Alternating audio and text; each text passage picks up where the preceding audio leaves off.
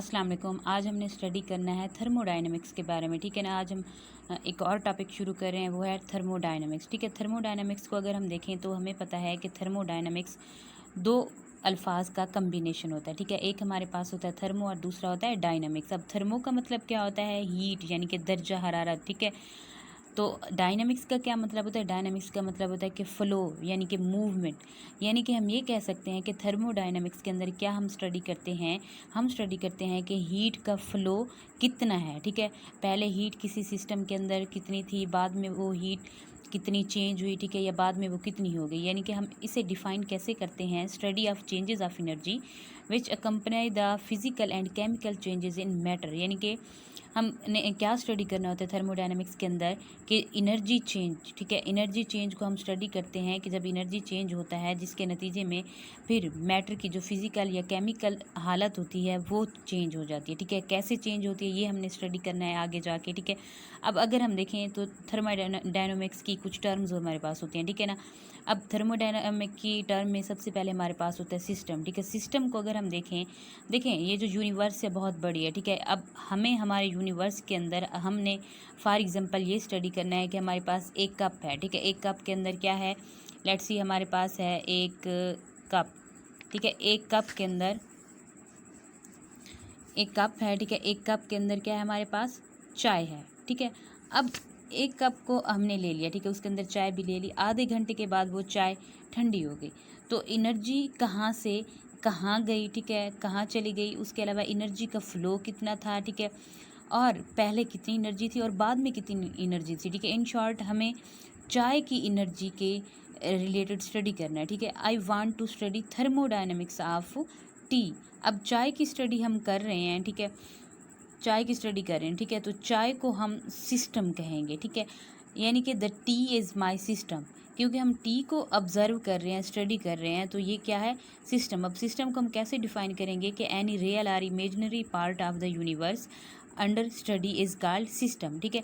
यानी कि जो चीज़ हमारी ऑब्जर्वेशन के अंडर होती है, जिस चीज़ को हम स्टडी कर रहे होते हैं, जिसका हम मुताला कर रहे होते हैं, जिसे हम पढ़ रहे होते हैं, ठीक है, जिसका हम मुआयना कर रहे होते हैं, उसे हम नाम देते हैं सिस्टम का। जैसे कि हमने अभी ये एक कप चाय का लिया। ठीक है। उसके अंदर चाय थी एक कप के अंदर, तो हमने क्या बोला कि ये हमारा सिस्टम है। क्यों? क्योंकि हमने चाय के बारे में स्टडी करना है, हमने देखना है कि हीट फ्लो कितना हो रहा है यहाँ पे। ठीक है। तो ये क्या है? हमारा सिस्टम हो गया। अब अगर हम देखें नेक्स्ट हमारे पास है सराउंडिंग्स।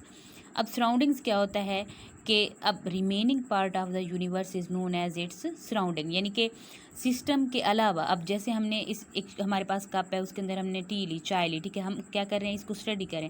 अब इसके अलावा जो बाहर इर्द गिर्द जो चीज़ मौजूद होगी, ठीक है, जिसे हम स्टडी नहीं कर रहे, उसे हम कहते हैं सराउंडिंग।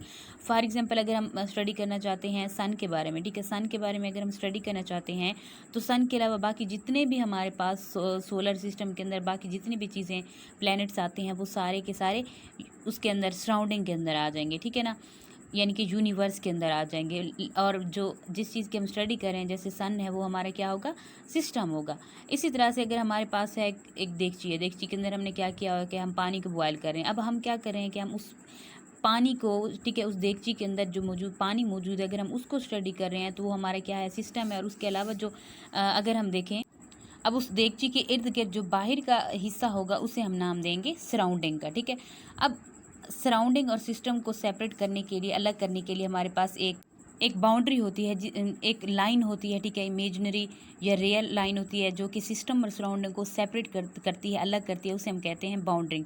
अब हम बाउंड्री को डिफाइन कैसे करेंगे? The real or imaginary surface separating the system from the surroundings is called boundary. ठीक है। ऐसी लाइन, ठीक है, ऐसी सरफेस, इमेजिनरी सरफेस जो कि अलग करती है सिस्टम को सराउंडिंग से, उसे हम कहते हैं बाउंड्री। अब अगर हम देखें कि थर्मोडायनामिक सिस्टम की कितनी टाइप्स होती हैं, ठीक है, उनको हम थ्री टाइप्स में डिवाइड करते हैं। कि हमारे पास होता है ओपन सिस्टम, दूसरा हमारे पास होता है क्लोज्ड सिस्टम और तीसरा हमारे पास होता है आइसोलेटेड सिस्टम। हम वन बाई वन तीनों के बारे में स्टडी करते हैं। हम देखते हैं कि ओपन सिस्टम में क्या होता है, क्लोज सिस्टम में क्या होता है और आइसोलेटेड सिस्टम में क्या होता है। अब हमारे पास क्या है? फॉर एग्जांपल हमने क्या किया कि हमने एक चाय का कप लिया। ठीक है। एक चाय का कप हमने यहाँ पे रख दिया। अब उसका जो हीट थी, जो टेम्परेचर था वो 50 डिग्री सेल्सियस था। ठीक है। अब 50 डिग्री सेल्सियस हमने उसे इन्वायरमेंट के अंदर, अपने माहौल के अंदर आके रख दिया। अब क्या होगा कि आपको नज़र आ रहा होगा कि हम अगर अब हम उसे सराउंडिंग के अंदर अपने यानी कि माहौल में बाहर रख देते हैं। अब आप नोट करेंगे कि काफ़ी यानी कि तकरीबन आधे घंटे बाद या देखें या हम 20 मिनट बाद देखें तो ये जो चाय का कप होता है जिसके अंदर चाय थी वो ठंडा हो जाता है, ठीक है। अब क्या हुआ कि जो एनर्जी थी, ठीक है, एनर्जी क्या हुई सिस्टम की, ठीक है, ये हमारे पास क्या था, सिस्टम है, ठीक है। ये जो चाय है कप के अंदर ये हमारे पास क्या है, हमारा सिस्टम है। अब ये जो सिस्टम की एनर्जी थी वो बाहर एक्सचेंज हुई किसकी एनर्जी के साथ, सराउंडिंग की एनर्जी के साथ, ठीक है ना। यानी कि सराउंडिंग की एनर्जी के साथ ये क्या करेगा कि हीट को एक्सचेंज कर देगा सिस्टम। अब ये यानी कि हम ये कह सकते हैं कि ओपन सिस्टम के अंदर जो एनर्जी चेंज होगा वो इक्वल नहीं होगा ज़ीरो के, ठीक है। एनर्जी चेंज इक्वल नहीं होगी ज़ीरो के, क्यों, क्योंकि एनर्जी तो एक्सचेंज हो रही है, ठीक है। अगर एक्सचेंज ना हो रही होती तब हम कहते हैं कि जो एनर्जी चेंज है वो ज़ीरो के इक्वल है, लेकिन यहाँ पे एनर्जी चेंज ज़ीरो के इक्वल नहीं है। अब दूसरी चीज़ अगर आप देखें कि आप जैसे गरम गरम चाय का कप एक रखते हैं, ठीक है, आपको नज़र आ रहा होता है कि उसमें से एक आपको बुखारात नज़र आते हैं, ठीक है, वेपर्स निकलते हुए आपको नज़र आते हैं। अब ये वेपर्स क्या हैं, इन्हें हम नाम देते हैं मैटर का, ठीक है, यानी कि मैस का, दूसरे लफ्ज़ों में इसे कहते हैं कि मैस या मास, ठीक है ना।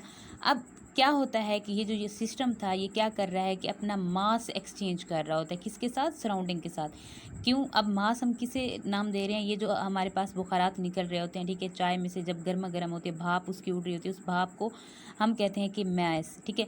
यानी कि अब हम ये कहेंगे कि जो ओपन सिस्टम है, ओपन सिस्टम के अंदर जो मास होगा, ठीक है, डेल एम होगा will not be equal to zero, यानी कि ये ज़ीरो के इक्वल नहीं होगा। यानी कि जो मैस है, मैटर है, वो एक्सचेंज हो रही है सराउंडिंग के साथ। अब ओपन सिस्टम को हम किस तरह से डिफ़ाइन करते हैं कि एक ऐसा सिस्टम होता है जिसके अंदर एनर्जी भी एक्सचेंज होती है सराउंडिंग के साथ, ठीक है, और मैटर भी एक्सचेंज होती है सराउंडिंग के साथ, उसे हम कहते हैं ओपन सिस्टम। अब हमारे पास है सेकंड नंबर पे क्लोज सिस्टम। क्लोज सिस्टम के अंदर हमने क्या किया कि वही एक चाय का कप लिया हमने, ठीक है, उसके अंदर गर्मा गर्म चाय थी, ठीक है, उस कप के अंदर। अब हमने क्या किया कि उस कप को हम सील कर देते हैं, कवर कर देते हैं किसी भी ढक्कन से, किसी भी चीज़ से, ठीक है, हमने उसे क्या किया कि कवर कर दिया। अब आप रखते हैं अगर चाय का कप, आप आम रूटीन में देखें अगर चाहे आप उसे कवर भी कर देते हैं तो लेकिन फिर भी आप नोट करते हैं कि कुछ टाइम बाद क्या होता है कि वो चाय ठंडी हो जाती है। अब ये चाय ठंडी क्यों हुई, क्योंकि ये जो हमारा सिस्टम था, ठीक है, जो अंडर स्टडी है, वो सिस्टम हीट एक्सचेंज करता है सराउंडिंग के साथ, ठीक है ना। अब वो हीट तो एक्सचेंज कर रहा है, मतलब ये कि जो उसकी एनर्जी है will not be equal to zero, यानी कि कुछ ना कुछ वो एक्सचेंज कर रहा है, ठीक है, ज़ीरो के इक्वल नहीं होगी। लेकिन अब हमने क्या किया कि हमने उसे ऊपर से कवर कर दिया। जब ऊपर से कवर कर दिया तो इसका मतलब ये है कि मैटर एक्सचेंज नहीं हो रही, ठीक है, यानी कि ये जो सिस्टम है क्लोज सिस्टम, ये जो हमारा सराउंडिंग है उसके साथ मैटर को एक्सचेंज नहीं कर रहा।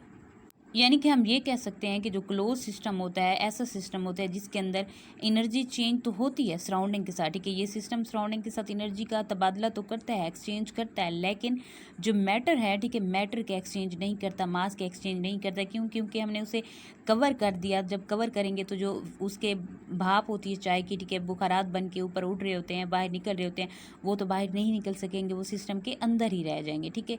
ये हमारा है क्लोज सिस्टम। अब नेक्स्ट हमारे पास है आइसोलेटेड सिस्टम। अब आइसोलेटेड सिस्टम के अंदर अगर हम देखें कि हमने क्या लिया कि एक थर्मास है, ठीक है, थर्मास आप लोग लेते हैं, उसके अंदर आप चाय डाल देते हैं। अब अगर हमारे पास होगा आइडियल थर्मास तो उससे क्या होगा कि चाय हम जितने घंटे भी रखें, 24 घंटे भी रखें, तो वो गर्म ही रहेगी, ठंडी नहीं होगी। लेकिन अब हमारे पास, हम यहाँ पे भी सपोज करें कि हमारे पास एक आइडियल है, ठीक है, आइडियल जो थर्मोस है, ठीक है, वो हमारे पास है थर्मोस्टेट। अब उसके अंदर हमने क्या की कि हमने चाय डाल दी। अब ऊपर से ढक्कन भी बंद है, तो इससे क्या होगा कि अब ढक्कन भी बंद है, ठीक है, हमने उसे सील कर दिया है, तो जो एनर्जी है, ठीक है, एनर्जी भी चेंज नहीं हो रही सराउंडिंग के साथ, ठीक है, और सील की हो यानी कि इंसुलेटेड है। ये थर्मास हमें पता है कि इंसुलेटेड होता है, जिसकी वजह से क्या होता है कि जो चाय हम उसके अंदर डालते हैं तो वो वैसी की वैसी गर्म रहती है, ठंडी नहीं होती काफ़ी टाइम तक, ठीक है। यानी कि हम ये कह सकते हैं कि जो एनर्जी चेंज है will be equal to zero, और बुखारात भी बाहर नहीं निकल रहे होते, ठीक है, भाप भी बाहर नहीं निकल रही होती, तो हम ये कह सकते हैं कि जो मैस एक्सचेंज है will be equal to zero, ठीक है, यानी कि मैटर का एक्सचेंज भी नहीं होगा। हम ये कह सकते हैं कि जो आइसोलेटेड सिस्टम है वो ना तो एनर्जी को एक्सचेंज करता है सराउंडिंग के साथ, ना ही मैटर को एक्सचेंज करता है, ठीक है। तो ये थी कुछ हमारे पास टर्म्स, आई होप सो आपको समझ आ गई होंगी। अब इंशाल्लाह ताला हम नेक्स्ट लेक्चर में मिलते हैं। आई होप सो आप लोग को अच्छा लगेगा, ठीक है, ये तो काइंडली सब्सक्राइब कीजिएगा, लाइक कीजिएगा।